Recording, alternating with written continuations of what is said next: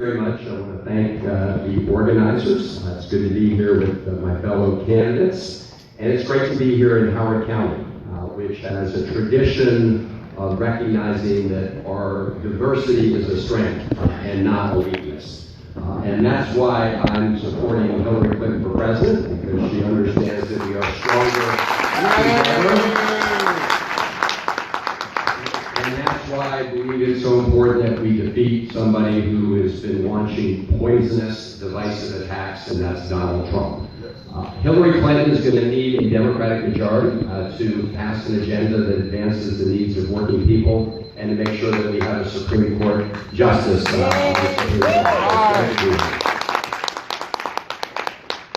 Good afternoon. My name is Szeliga, and I am running to be your next United States Senator because I think Washington is broken. And somewhere along the line, people in Washington have forgotten who they represent. They stopped working for the people. Every election, year after year, career politicians make promise after promise that they fail to deliver. I'm a wife, a mother, a grandmother, and a small business owner. I know what it's like to sign in front of a paycheck, and I know what it's like to balance a budget. I will bring a different perspective to Washington. Thank you. My name is Margaret Flowers, Dr. Margaret Flowers. The last time that I was here on this stage was when we launched the Maryland Healthcare's Human Rights Campaign a few years ago. I'm also a mother. My little son is over here in the audience. He just started a PhD program at the University of Maryland College Park. I have two other children in college. I'm a pediatrician. I used to practice clinical medicine, but 10 years ago I left practice to practice political medicine, and I've been working on a broad range of social justice issues since then. I was in Congress in 2009, 2010 during the health reform process, and I have to stop now, but I look forward to this conversation. Thank you. In order to the question and answer portion of the program, each candidate will be given 1.5 minutes for each response. Again, the timekeeper will let you know when you have 30 seconds remaining and when your time is up. For the first question, we'll borrow a question from Lester Holt, who is host of NBC Nightly News and was moderator of this year's first presidential debate. He asked the candidate this question about jobs. There are two economic realities in America today. There has been a record 6 years of job growth, and new census numbers show income has increased at a record rate after years of stagnation. However, income inequality remains significant, and nearly half of Americans are living paycheck to paycheck. Why are you a better choice than your opponents to create the kind of jobs that will put more money in the pockets of American workers? Start. Whoever's hand raised first, get the mic first.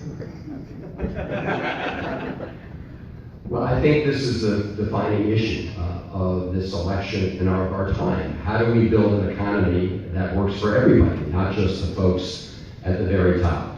It begins with making sure we have an education system that provides equal opportunities, so I strongly support early education and the president's proposal to invest $80 billion. Then we need to have a K-12 program that works for everybody, which includes community schools, which have been a good model.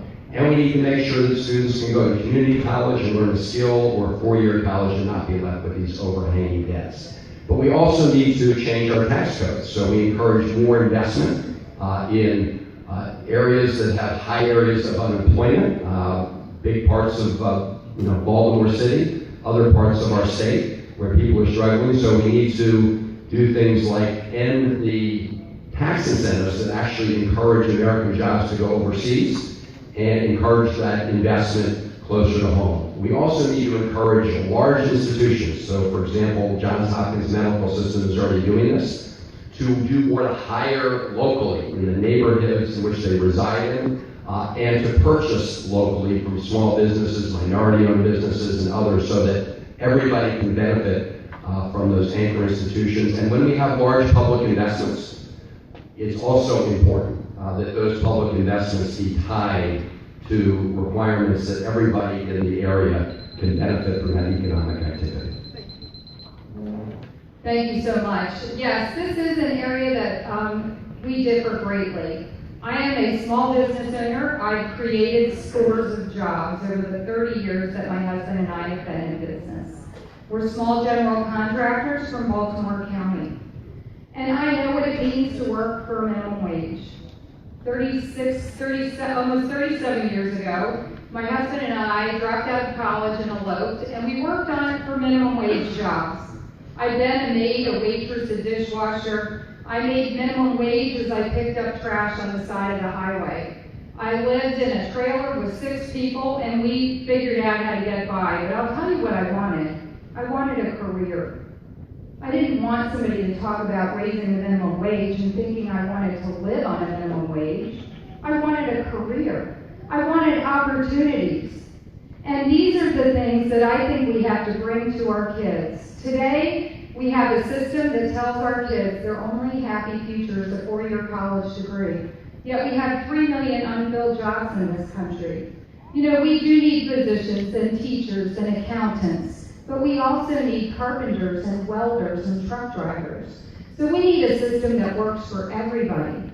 It shouldn't matter what zip code you live in, what kind of education you get. My kids went to Baltimore City Public Schools, and I taught in Baltimore City.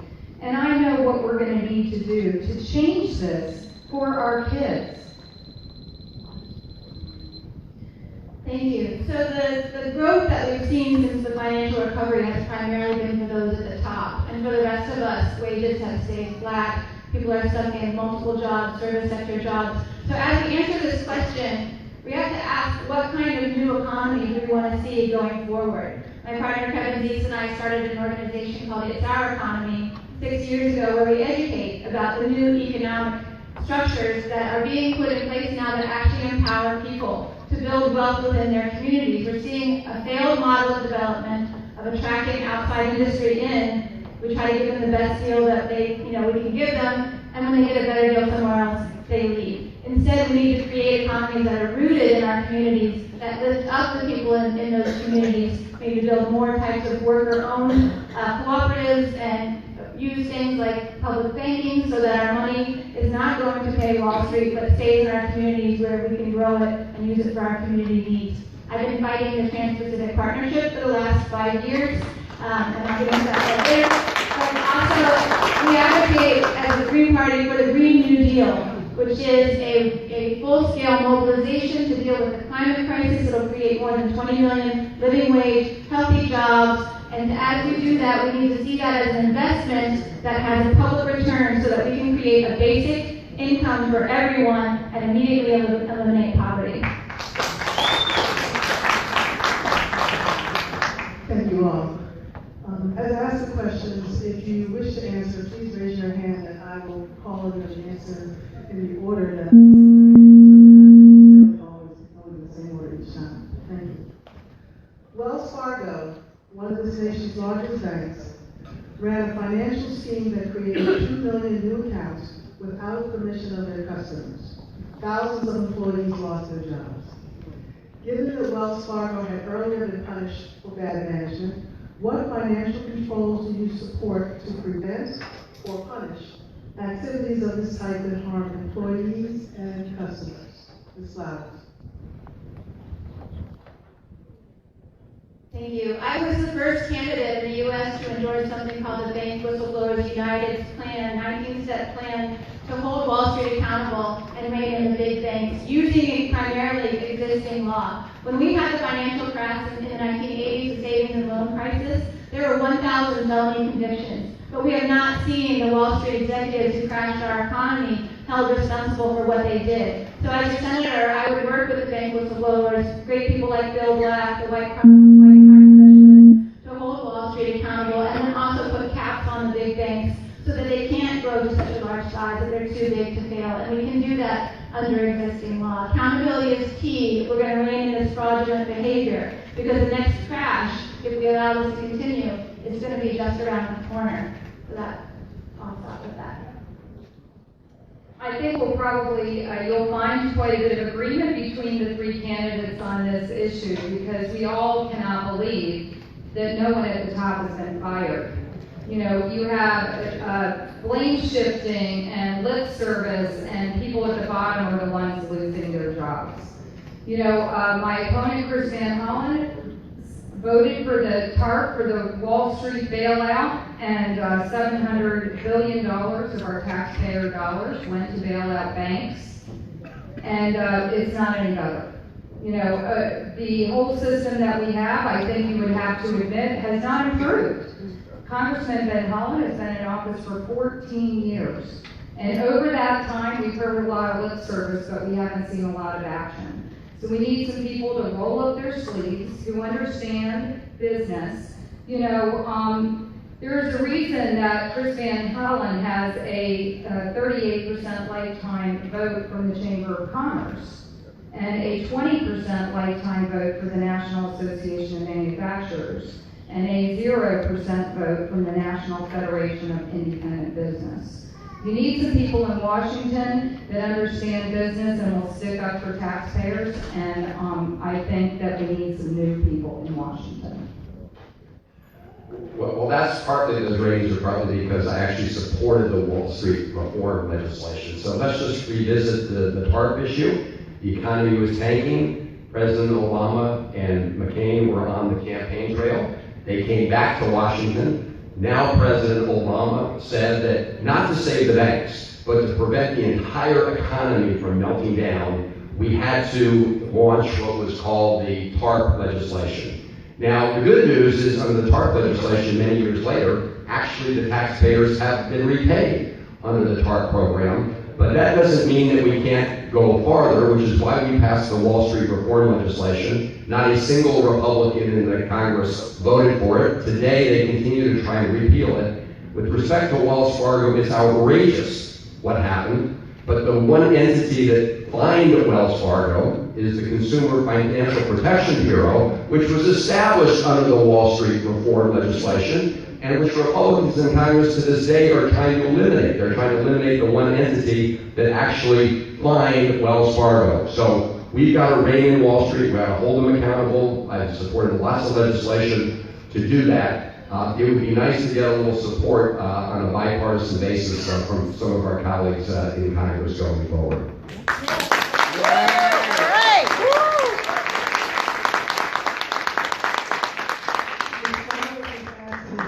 And she'll have 30 seconds to do so. Thank you. I want to point out that at the time that the Wall Street bailout was going forward, many of us were out there calling for Main Street to get bailed out and not Wall Street. We didn't have to pass the TARP to create a Consumer Protection Financial Bureau. We didn't have to bail out the banks to do that. If we had actually spent that money, kept people in their homes, kept people having employment support to get through the crisis, we wouldn't have the stranglehold that we have on our economy right now, when 25% of our population is in debt and 50% of our population have 1% of the wealth and can't buy food and the other things that they need. So I just want to remind people that we didn't have to bail out Wall Street to do the right thing. And I would like to for whatever amount of time that you give us. I'd like to talk about the CFPB, the Consumer Financial Protection Board Bureau. It is an unaccountable body who sets their own salaries. That's not right. You set up the CFPB without accountability. You allow them to set their own salaries. I mean, that's not right. That's not how government's supposed to work. We're supposed to have transparency. We're supposed to have accountability. And, the very banks that got bailed out gave plenty of people in Congress a lot of money. It was just recently revealed that Congressman Van Hollen was one of the top recipients of that money. Let me just say something about the Consumer Financial Protection Bureau. It is designed to be funded in a way that special interests in Congress can't undo it, which is why right now you've got Republicans trying to pull the entire plug on this.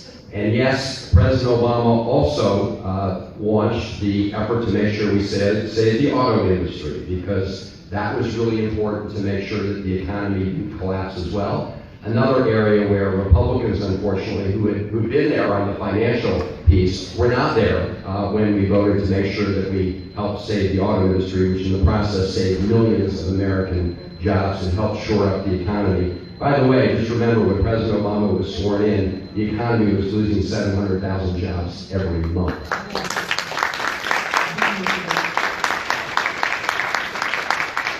Regardless of who wins the presidential election, many are convinced that Donald Trump and his surrogates have built or strengthened a racial hatred network that could be harmful to African Americans for decades, if not longer.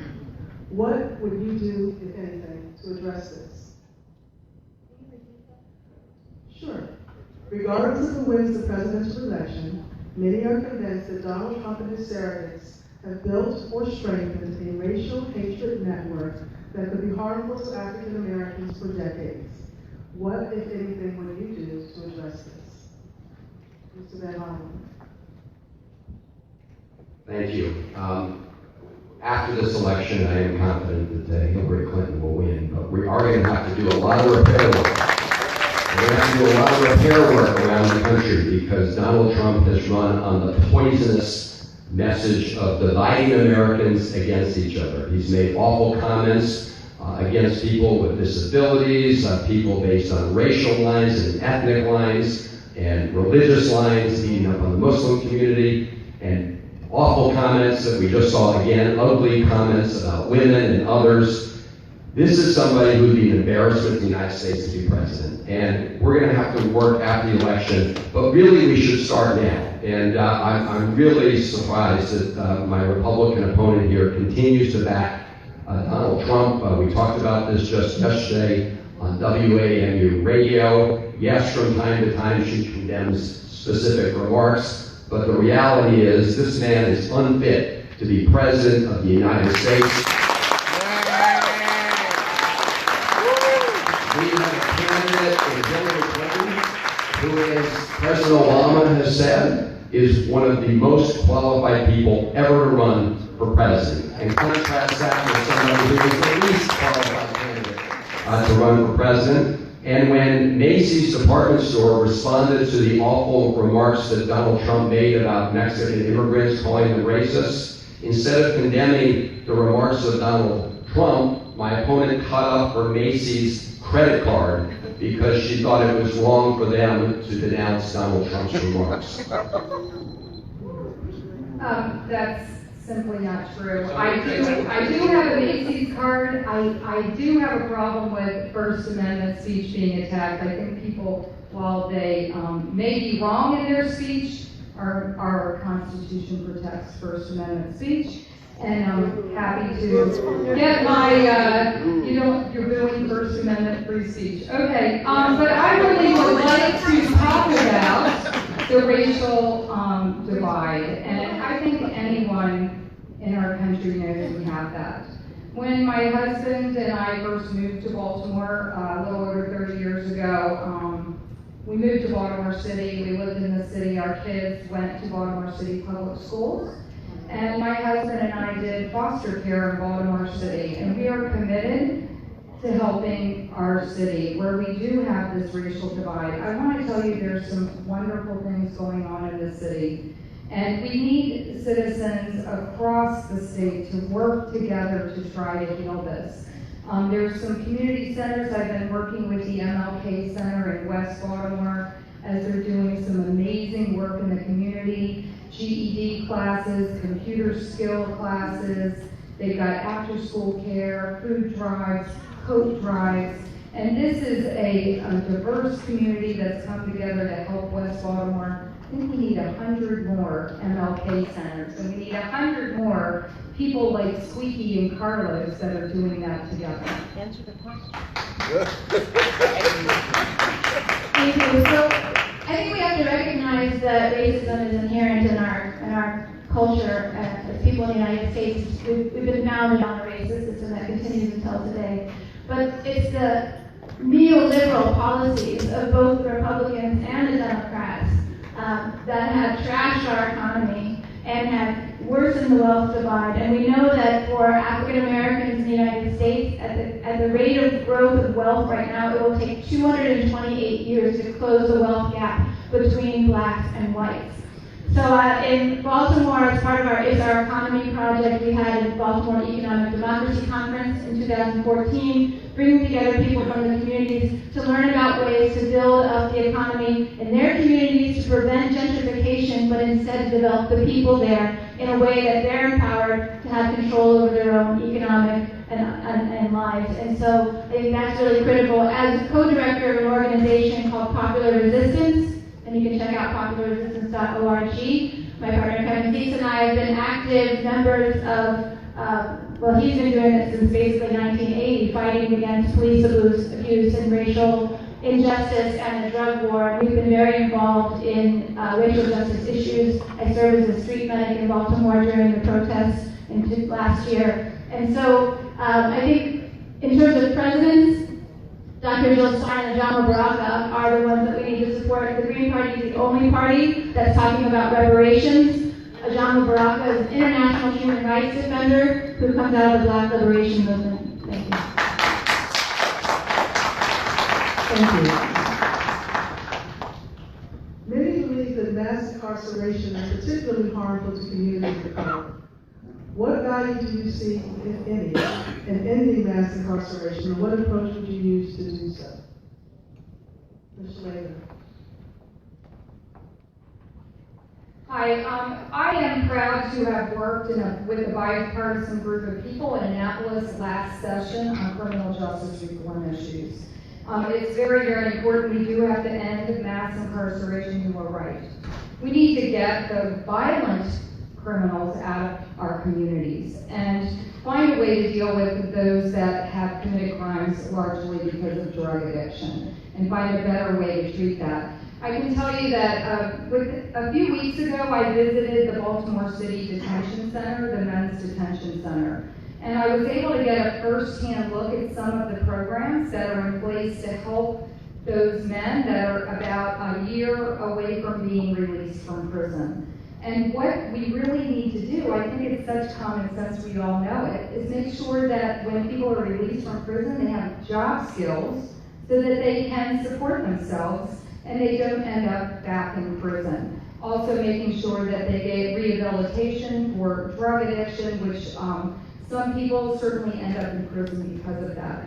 So I would like to see those trades and job skill programs increased in our prisons to make sure that when folks are released, they have skills, make sure that there are halfway houses available for people, men and women both, to go to so that their re-entry back into society is smoother. I mean, the last thing we want are for people to end up back in prison because they haven't been given the skills they need to be great citizens in our communities. Thank you. So, Kathy touched on it a little bit, but as a physician, I think it's really critical that we recognize that the drug war has failed and that we treat drug use as a public health problem, not a criminal problem. We start by legalizing marijuana, tax and regulate marijuana. It's being done at the state level. It's working. It's time for us to recognize that that's the appropriate thing to do, and not so many of our nonviolent offenders who are in prison are in prison because of marijuana use, and that's wrong. We also need to change our policing dramatically. We spend a lot of time talking about that, but we need to de-emphasize police going after nuisance crimes. Let them focus on property and violent crimes, and let's stop feeding people into our prison system. And then end private prisons. Prisons should not be for profit. Private prisons have quotas on how many prisoners they have, and that's wrong. And we need to also, I agree, we need to focus on rehabilitation. In Seattle, Washington, I was out there during some protests because they're literally using their third grade testing scores to determine how many students are going to end up in detention and then building youth detention centers based on that. That's backwards. We should be supporting those students and making sure they succeed, not making plans to incarcerate them. It is an absolute scandal that we have 5% of the world's population, but 25% of the world's prison population. And that is because of a failed model where we have been treating substance abuse and drug addiction as a criminal matter when we should be dealing with it as a health matter. And that has filled our prisons with lots of nonviolent offenders around the country, and we need to change that model and address it. Now, I'm pleased to hear Delegate Szeliga say what she's saying today. When we moved to decriminalize marijuana in the state of Maryland, Delegate Szeliga voted to increase penalties for possession of marijuana, and that is the wrong direction to go. The president was absolutely right when he used his executive authority to say that we're not going to have any more federal for-profit prisons. We need to do that in every state in the country. And we do need rehabilitation programs, which is why I supported the Second Chance Act back in 2007, and am the co-sponsor of reauthorizing that legislation, along with a number of other measures to, at least at the federal level, make sure that we reform our laws to focus more on violent crime and less on nonviolent substance abuse crime, and change our federal laws to provide for more rehabilitation. I visited Jessup a few months back with the Attorney General, Janet Lynch, and Secretary of Education, Marty Duncan, to talk about how we could help returning citizens get back on their feet. Part of that is making sure that we ban the box so that people aren't set back before they even start. Another thing that the President has done with respect to federal agencies. So we need to move across the board on these important issues. Yes. Related question. What are your ideas about ending gun violence and reforming the criminal justice system? Anyone? We have to end the scourge of gun violence in the United States. And there are lots of pieces to that challenge, but we should do everything we can and everything that's possible to do. We have working very hard at the federal level to try and pass a number of pieces of common sense legislation. One is, if you're on the terrorist watch list, you shouldn't be able to go buy a semi-automatic assault weapon or a gun. Two,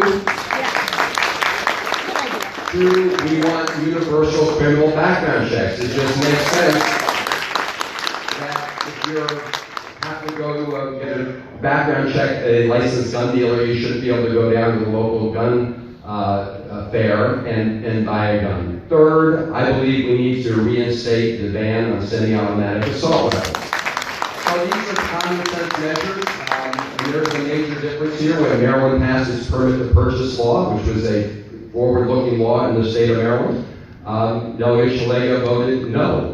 Delegate Szeliga has not supported these other common sense gun measures. We're trying to work with the president to do what he can with his executive authority, but much of this ultimately will rely on Congress. And Congress needs to do the right thing, and the gridlock that has been caused by the gun lobby and by the NRA. And by the way, about 75% of NRA rank and file members also support the idea of universal criminal background checks. So let's get the job done here. We do not have a gun show loophole here in Maryland, do we? Not in Maryland. Not in Maryland, thank you. So, we do not have that, and you are right. We do need criminal background checks, absolutely. And just like a career politician, instead of fixing the program that you have that doesn't work, you want to create a new one. So we currently have a criminal background check. It's the NICS system. And the problem is the states are not reporting that information, and that needs to work. That is really important.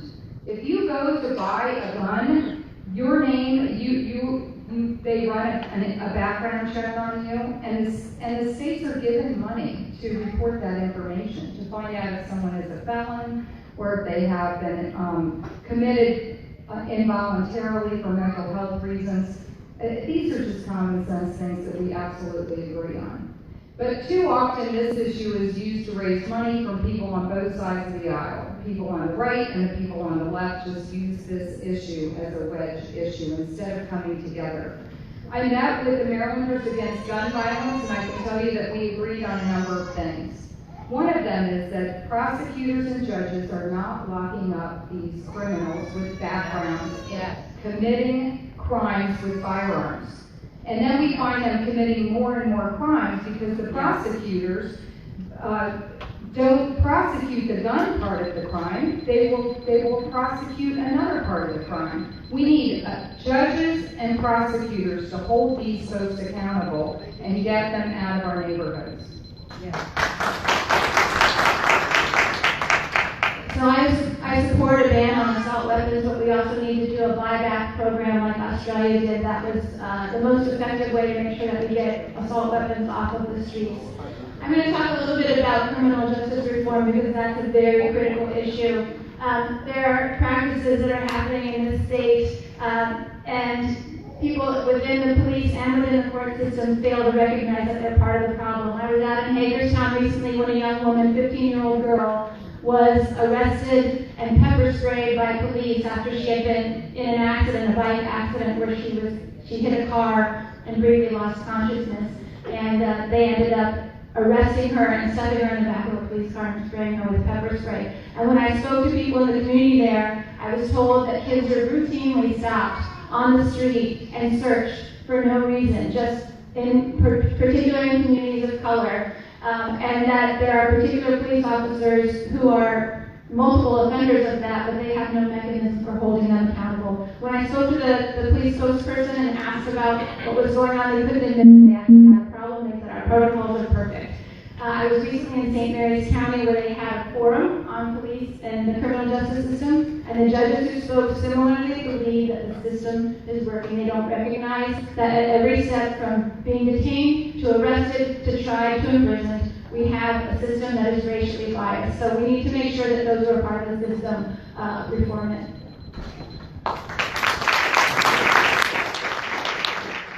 Mrs. Hollen, you have 30 seconds to do so. I just wanted to point out that the purpose of having a federal law on universal criminal background checks is that not all states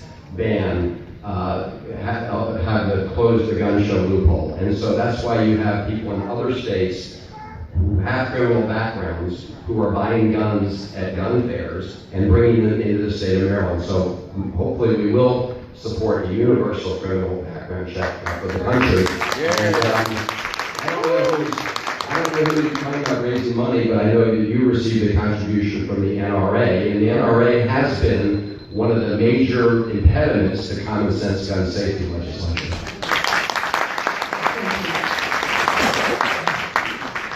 A growing number of Americans stand with the LGBT community's fight to end anti-LGBT violence, bullying, and discrimination, and to ensure that LGBT Americans are treated with dignity and respect in their communities, their workplaces, and their schools. Is there anything within this statement that conflicts with your beliefs or commitment in this area? If so, why? Ms. Flowers?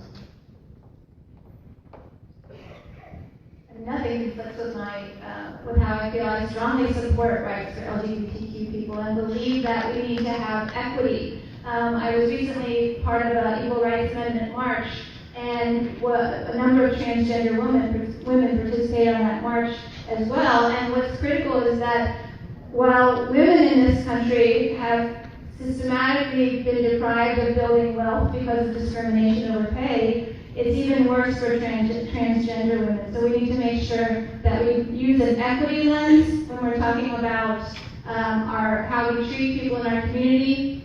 I also use a human rights framework in my work, which means that when we apply standards, they need to be universal standards and they need to be equitable standards as well.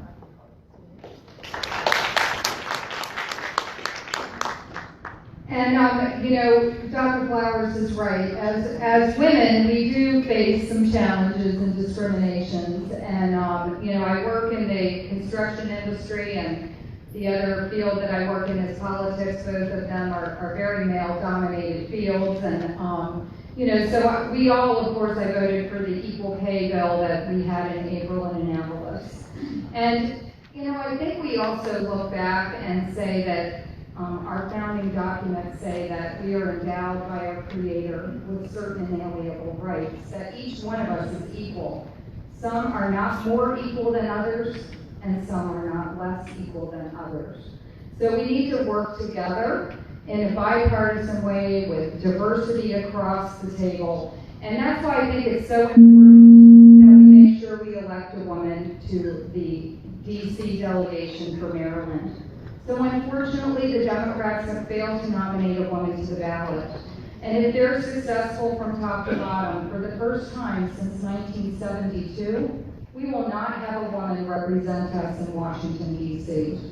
So I never ask for people to vote for me because I'm a woman, but I want to make sure that a women's view has a place at the table when we make our laws, because we know that women look at things differently. A lot of times we make the healthcare choices for our families, we make decisions about food and a lot of things that we just have a different perspective.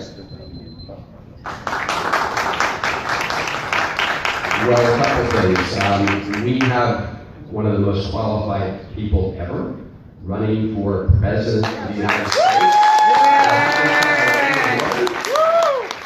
So I find it a little strange that my colleague here would be supporting the least qualified person ever to run against the most qualified person in the world. Let me just say, in my experience talking to women and families and people from all backgrounds, they want representatives who are going to reflect their values and fight for their priorities. I'm proud to have been endorsed in this Senate race, not only by Senator Barbara Mikulski to build on her legacy, and I want to thank her for her great job, but also by the National Organization for Women, by Planned Parenthood, by NARAL Pro-Choice America, and by the Women's Chamber of Commerce, because whether it's on economic issues like increasing the minimum wage, which I support and Delegate Szeliga has opposed, or whether it's like protecting a woman's right to choose, it's really important that we have people in Congress who are fighting those issues. And Delegate Szeliga, I noticed you didn't answer the question. I'm proud of the fact that Maryland was one of the first states in the country to pass marriage equality in a referendum. And it's overwhelmingly supported. And you not only oppose that, you actually strongly campaigned against that. So I am glad that today you did not disagree with the premise of the question, but you were fighting strongly against marriage equality when that was front and center here in our state of Maryland, and it remains an issue at the federal level. Yay!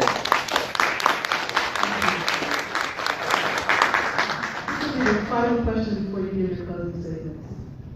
There seems to be growing disagreement in Congress regarding using additional force in resolving the civil war in Syria. What could be more effectively done to resolve that Syrian conflict? Szeliga? Thank you. I don't know about you, but I don't feel more safe than I did 14 years ago when Congressman Hollen took office in Washington, D.C.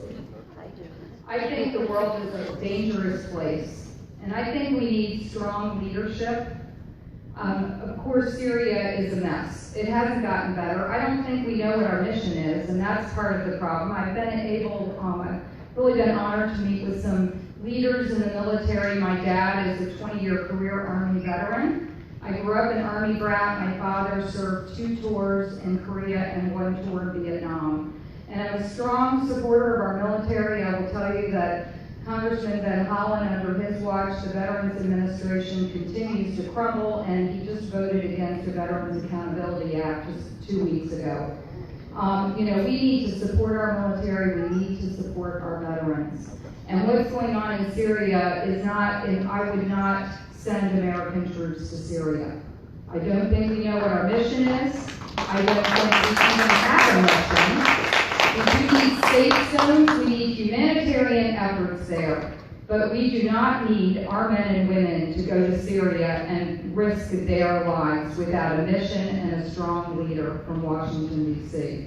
I want to fix the Veterans Administration. I can't believe when our veterans call the suicide hotline, they aren't direct connected. Yet we find out that the VA spent $20 million on artwork just last week. It's shameful. It's got to change.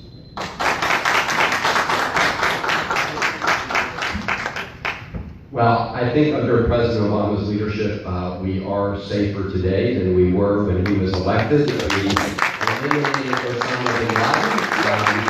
Al-Qaeda has been dramatically diminished. That does not mean there are not real threats in the world that we have to be vigilant about every day. Front and center right now, of course, is ISIS. ISIS, unfortunately, was spawned out of the Iraq War, which was a huge mistake, which I strongly opposed. But we now need to be making sure that we provide our allies in the region, whether it's the Iraqi forces or the Kurdish forces, with the means necessary to push back ISIS. We are providing them with air support, and I've supported the President's efforts in that regard. I have strongly opposed the idea of putting any U.S. combat forces on the ground in Syria. I think that would just be a huge mistake, as was Iraq. We need to be there to support our men and women when they're in the field, and we need to be there to support them when they come home. My current district includes the Walter Reed Military Medical Center, and some of the most moving moments I've had are meeting those injured soldiers who have put their lives at risk on the battlefield, and we need to be there for them. We have worked out a bipartisan basis to strengthen the Veterans Administration. It still has a long way to go. There are lots of people seeking disabilities payments because we have so many more people coming back injured from Iraq and Afghanistan, and people with PTSD. So this has been a bipartisan effort, and we need to be there for our men and women right down the line, just as they've been there for us. Thank you. I'm so glad that you asked this question because this is a place where I fundamentally disagree with Chris Van Hollen's policy and the policies of President Obama and Hillary Clinton. Because we have to recognize, we don't talk about the fact that the United States is the largest empire in the history of the world, and that it's the empire economy which is actually hurting us here at home. That we are not safer than we were 14 years ago. We're less secure than we were because under President Obama, we've had more drone attacks in countries that we don't even have declared war with, like Yemen and Somalia. We've increased the militarization of Africa. We're surrounding China and aggressing them. We're being very belligerent towards Russia, which is not a safe. And I understand everybody's shaking their heads because this is the reality. It's not what you're being told on CNN, but this is the actual reality of the world that we live in. The best way that we can protect our military is by not sending them into wars for resources, for multinational corporations, putting them in harm's way, and we need a foreign policy that dramatically reins in our military bases. I've worked with people in Okinawa, in Jeju Island, in South Korea, who are fighting against military bases that are being forced upon them. With people in Japan, we're fighting what we're doing with Prime Minister Abe there, forcing them to become more aggressive. With people in the Philippines, with the enhanced defense whatever agreement that we put in place there. We need a foreign policy that's founded on respect for human rights, national sovereignty, and international law, and that's how we will become a more secure country. Right on. Thank you. I thought that was going to be the last question before closing remarks, but I've been advised that we have time for one or two questions from the audience. If you have a question regarding a topic that has not already been addressed, now's the time.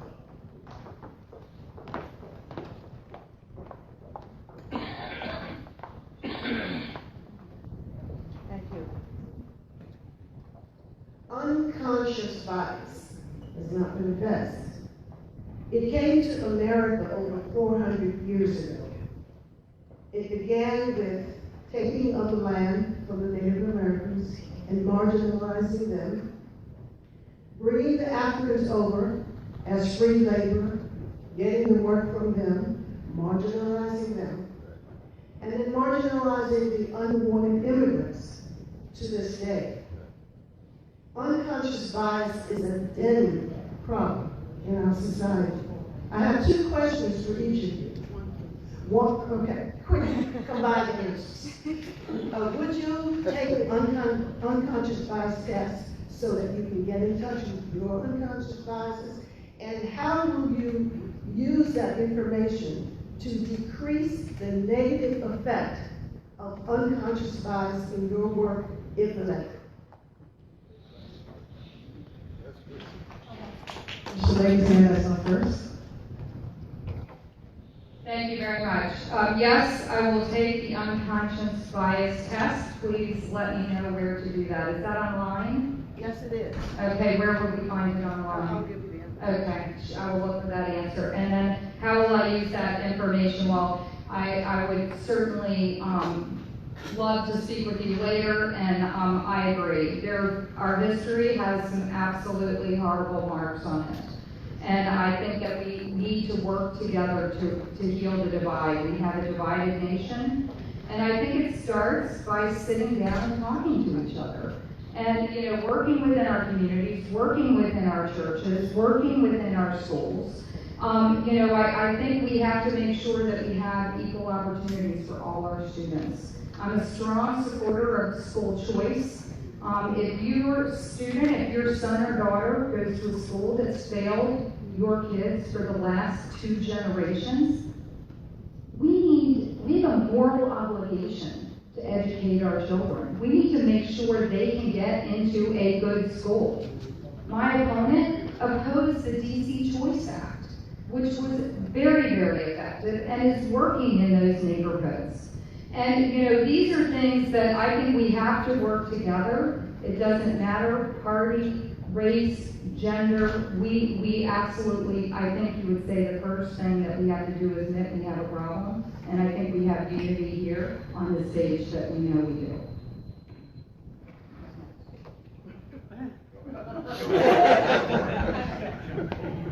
Thank you. That's a critical question and one that I ask myself regularly.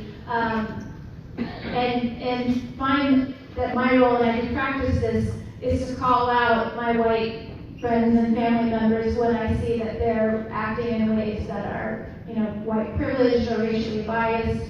I work a lot in the climate justice community, and a lot of that tends to be white dominated, and so we've worked really hard to make sure that all of our direct activist training programs begin with anti-oppression training led by people of color, that we make sure that we get out to communities of color and support that the work that they are doing, and that we constantly question ourselves. In fact, Young Extreme Energy Coalition, which I'm part of, helped to start, has a racial justice working group, even though it's an environmental organization. I work with Native American communities. We have been pushing legislation to clean up the more than 15,000 abandoned uranium mines that are mostly on tribal land and continue to pollute the water there and cause cancer and birth defects in those communities. When I say that we need to respect sovereignty of nations, we need to respect the sovereignty of indigenous nations as well here in this country.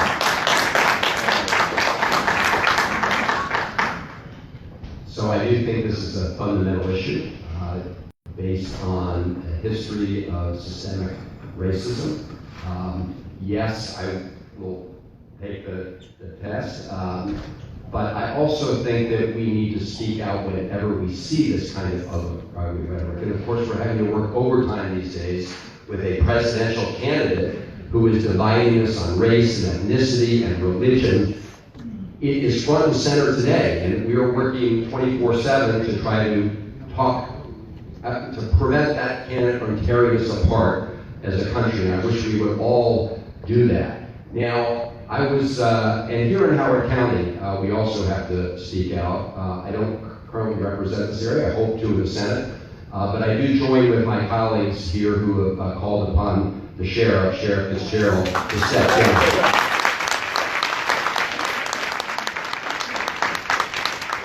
I was at the opening of the African American Museum and Cultural Center, and President Obama made a key point, which is that our nation is a work in progress. But it's a work founded on the idea of equal rights and equal justice and equal opportunity. And we've come down a long path, and we've made progress, but we also know we have a very long journey still ahead to make good on that promise. And that has to be our compact to one another, that we will not just see those as words on a page, but something we have to give active meaning to every day. And that's got to be the promise we make to the American people.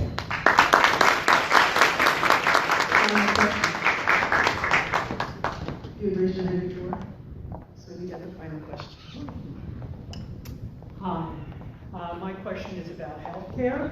Although the Affordable Care Act has made some improvements. We have a question from someone who's not a Van Hollen. Yeah, she has a sticker on. Oh, both questions have come from Yeah, that. they should be I'm unbiased. sorry. I apologize, I was not trying to get there. I didn't see any identification in the first question. That's not right. That's not right. That's ridiculous. She raised her hand second. She's sitting behind you.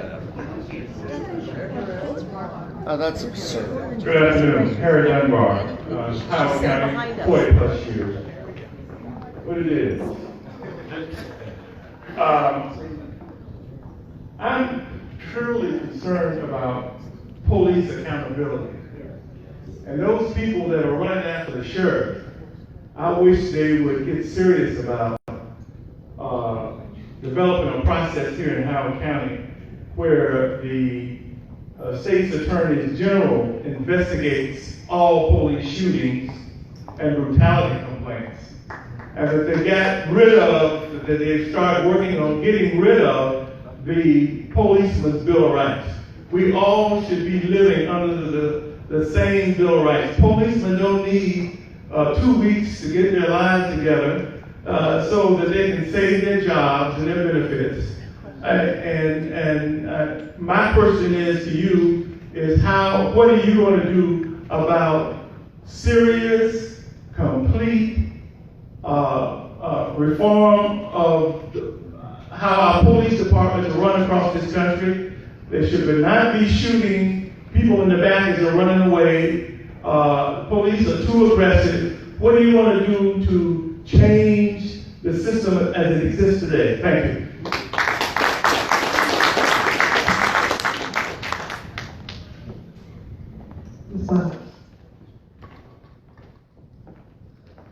Thank you. So a couple of concrete things that we need to do. I was down in Annapolis when we were fighting to change the law enforcement officers' Bill of Rights.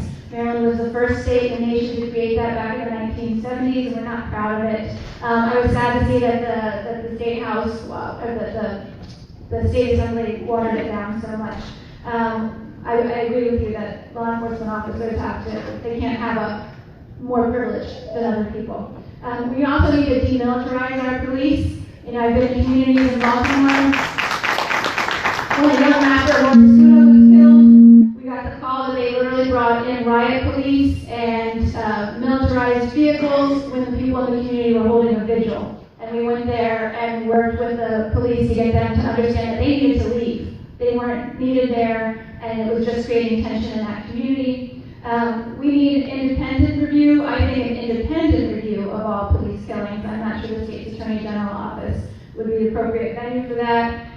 We need our officers to be trained in de-escalation techniques. They have warrior training. They're trained to see people in the community as enemies, and they need to see that us as people in the community that they're supposed to serve. But I was so disappointed in Hagerstown when I talked to the police officers that they couldn't even admit that they had a problem. And then finally, we need real meaningful community control of police, where the community has the control to hire and fire police officers.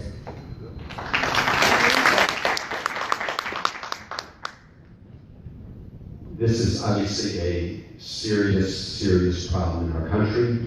We obviously had the tragedy of Freddie Gray in Baltimore. We've seen tragedies around the country, and we need to deal with it and deal with it honestly.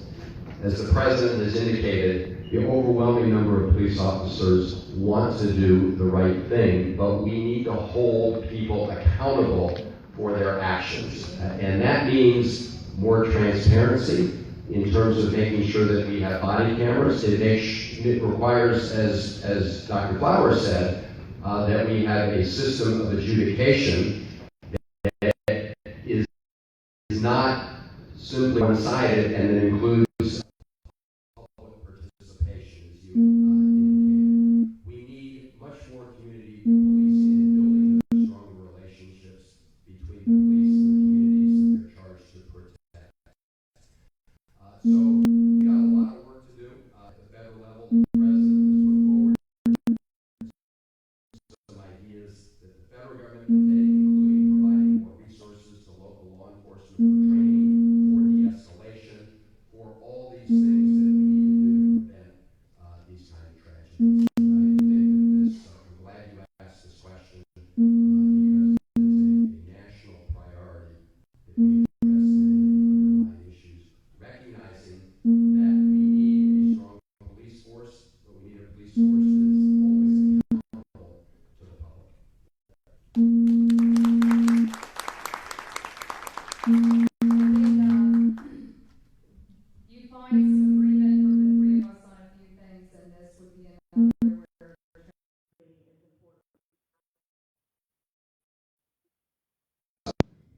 And I'll tell you that I learned a bit about law enforcement being in Annapolis for 5 years.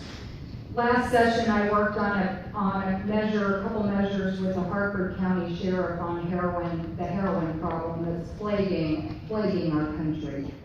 And one of the things I learned in working on that issue is the attitudes and the ability for law enforcement to work in our community is really different in different communities.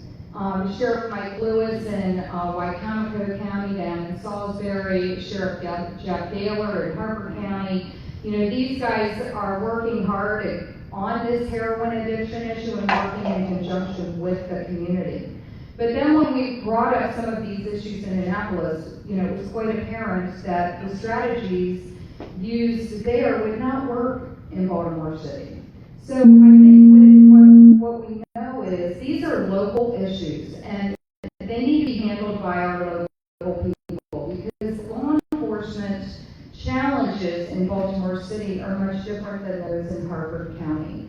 And allowing them to have the autonomy to do that, getting back to community policing. And I think it goes to the previous question about unconscious bias when we go to the shootings that you talked about, making sure that we're equipping our police to deal with all people the same way. So we certainly have a lot of problems. Thank you for asking that question. Thank you. Now we will have closing questions. We will go in reverse order that we did for the opening statement, so we will begin with the spot. 1 minute. Oh, sure. Thank you very much. So, thank you for coming out today. In 2009-2010, I was in Congress working as a congressional fellow during the health reform process, trying to push for a national improved Medicare for all or single-payer healthcare system. And what I found there was that wealth domination of our both political parties was keeping evidence out of the hearing room and pushing us towards a piece of legislation, Obamacare. I have a hard time calling it the Affordable Care Act because it's not affordable. Pushing us towards a bill that was actually written by and for the insurance and pharmaceutical industry. And Chris Van Hollen is one example of someone who did not fight for what we need, a real solution, Medicare for all, and is now fighting for what's called the profiteers option, which is going to bail out the insurance companies again by creating a public insurance where sick patients can get dumped and the insurance companies can continue to profit off of our system. We need to work right now for Medicare for all health system. And so we need politicians who are not people who Wall Street and fight for and represent the voices and needs of the people. Thank you. Thank you for this opportunity. Thank you, Dr. Flowers, Congressman Van Hollen. And you can see how great it is for you to get a view of your different candidates. Unfortunately, Congressman Van Hollen has not agreed to the 2 primetime debates that have been offered. Congressman Van Hollen, will you agree to debate us in primetime where citizens can hear? Come on! Come on! I would like to, and I asked you that yesterday, and you didn't answer. Like a typical Washington politician, Democracy! you did not answer. So I challenge you to answer that question when I hand you the mic. It should be yes or no. Will you allow the citizens of Maryland, not just this wonderful group here in Howard County, but on prime time to hear the 3 of us explain and let voters decide? It is transparency, it's good voter education, and it's the right thing to do, Congressman. Thank you. Thank you very much. And, I just wanted to see, we're at a forum here. We had a radio debate the other day. We're going to have a TV debate. We're going to have another radio debate. We got a lot of forums. Dr. Flowers, I've made it clear to the TV folks, we would love to have you there. You'll have to talk to them about that. Let me just say, I think Senator Mikulski has done a fabulous job. I'm proud to have her strong support and endorsement in this race because we have a lot of work to do. We have a lot of work to do to make sure that every child, no matter where he or she lives, has the very best education. And that we build an economy that works for everybody, that we end the scandal of mass incarceration, that we deal with the scourge of gun violence. I'm proud to put specific ideas on the table on each of these issues. Dr. Flowers, the progressive groups are all supporting the public option that we've been pushing for. We need to get the job done. And I believe that at the end of the day, this election is going to be one of the most critical of our time. One of my favorite sayings is that the world needs dreamers and the world needs doers. But most of all, the world needs dreamers who do. I ask us to be dreamers and doers together. Thank you, and I ask for your support in this election.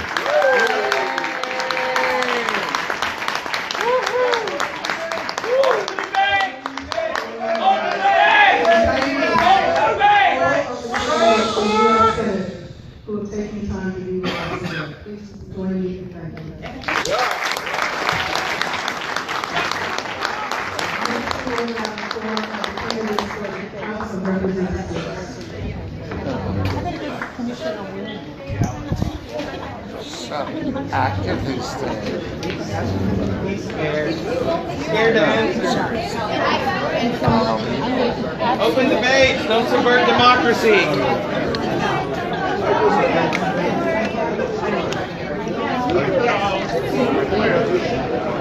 Yes. Run.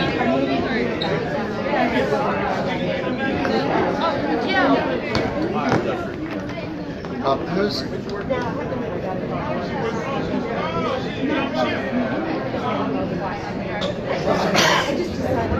That's okay, because that's him. I'm so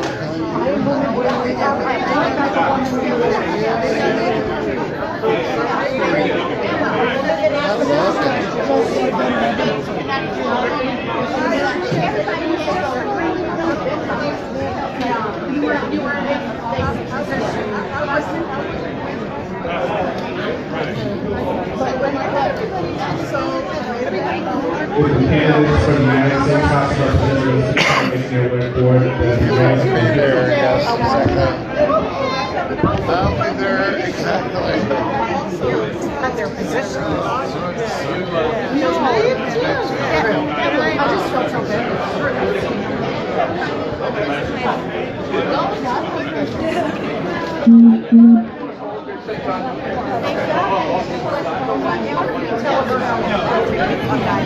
I think I'll go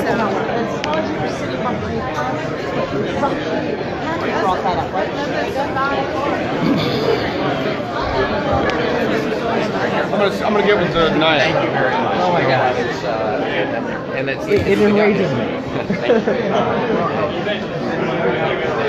you very much. He's been doing a great job. He was there last semester or 2 semesters ago. Oh, 1.5. Good to see you again, Congress. You guys know the place Purple Hills Festival at the Democratic booth. Yes. Are you familiar with a family friend of mine named Richard Mintz? Yes, I do know Richard Mintz. I interned for him over the summer at his PR firm. I've been in touch with him for a while. Right. Hey, working hard in Howard County, getting volunteers. Terrific. Let's get a photo. Quick question. Just what is your reasoning for not wanting to debate, or what is your reasoning for passing the buck to the television station right now. Yes. On a debate. We just had a debate. We will have more. A televised debate where everyone We can are see. going to have a televised with debate. all three candidates. You definitely haven't. I'd be happy to You're have Dr. passing the buck to the. You're passing. happy to have Dr. You're passing the Flowers. buck to the television stations, right? More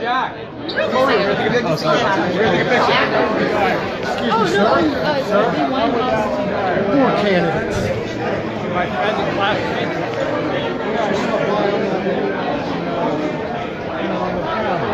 Would you like to explain who you are and what your thoughts are? I have a minute statement if I can read it. Sure. My name is Ed Tennis. I'm a U.S. Senate candidate. I filed as a candidate in March of 2015. I've never been invited to really any of these forums or speaking events because it is a Republican-Democrat party system. You can find my statement at united-us.org. I am the kind of person that the questions at a forum would be only expressing my opinion. This campaign does not move toward what I can do for the voters of Maryland.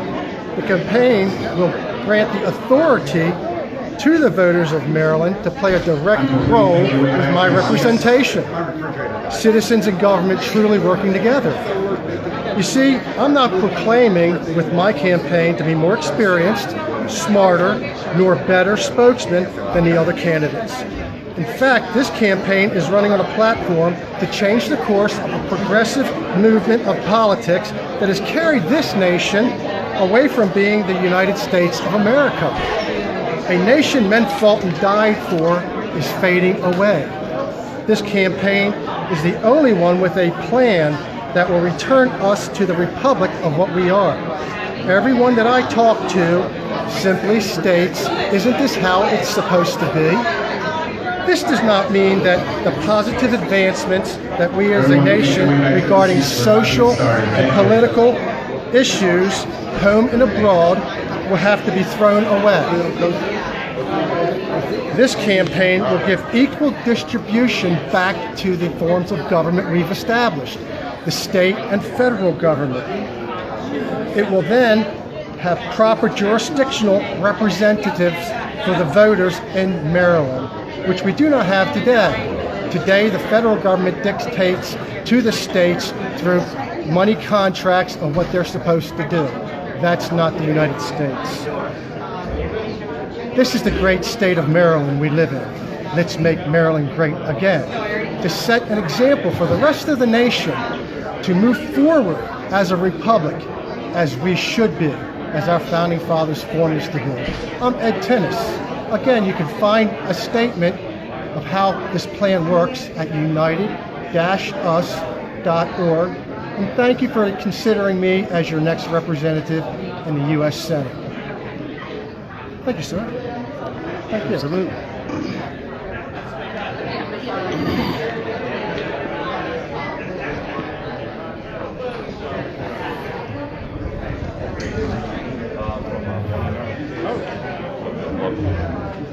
Nice and level.